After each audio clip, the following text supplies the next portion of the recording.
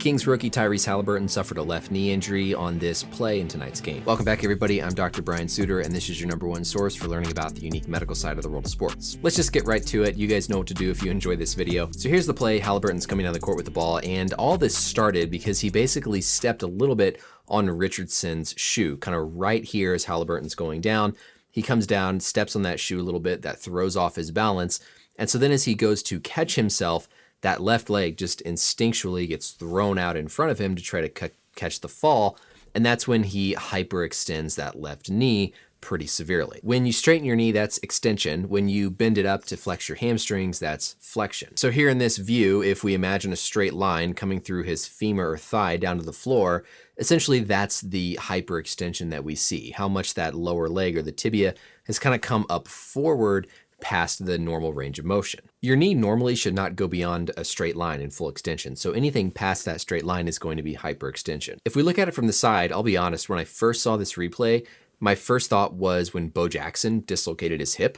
So if you look here as Haliburton steps, that left leg all the way up to the hip completely just like gets jarred posterior, or gets jarred sort of back up in this direction. And you can really appreciate that as he lands. There's this sudden like jerking motion from where that leg just boom, right there kind of goes back up into his hip. When he was on the court though, we could overhear on the broadcast that it was his knee that was hurt. And of course, we've since gotten that update from the Kings. That's really the biggest thing I take away from this angle is the possible impact that we saw up on the hip joint. Really, it's hard to tell how much he's hyperextended from this angle, but we could clearly see it in that other one, how much hyperextension there was. The big thing I'd like to see on an angle is how much the knee kind of went inward or outward to consider what other possible injuries we could have. Essentially, depending on how much the knee kind of went in this way versus went out that way, can influence the other structures that can get injured with a hyperextension. But knee hyperextensions can be one of the most tricky injuries in terms of a predictable injury pattern based on the mechanism. If we look at our biodigital anatomy tool here, I've kind of got the structures highlighted that we at least think of primarily.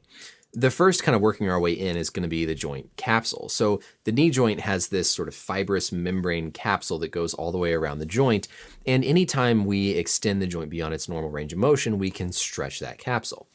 So certainly at a minimum here, we would be thinking about a posterior capsule injury from hyperextension. Now, if we hide our capsule and sort of work our way inwards, the big things we worry about are going to be the ACL and the PCL, and honestly, both of them can be susceptible with a bad enough hyperextension. That's where a lot of it comes into play with how much the knee is sort of falling inward or outward when we talk about the load on each of those ligaments. Now, the two other main ligaments in the knee, the MCL and the LCL, of course, the MCL sitting here on the inside, the LCL on the outside, those are going to come more into play based on how much the knee is coming inwards or outwards, stretching those respective ligaments. Also, anytime we're bringing the front ends of the tibia and the femur closer together, we're going to see a bone contusion. We're going to see a bone bruise from the excessive force here at the front contact point of that joint. So they're frustrating because just looking at them, they're not as predictable as something like an MCL injury or an ACL tear or an Achilles. If we think about another player this season who suffered one, Bojan Bogdanovic of the Hawks, of course, hyperextended his right knee here on this play.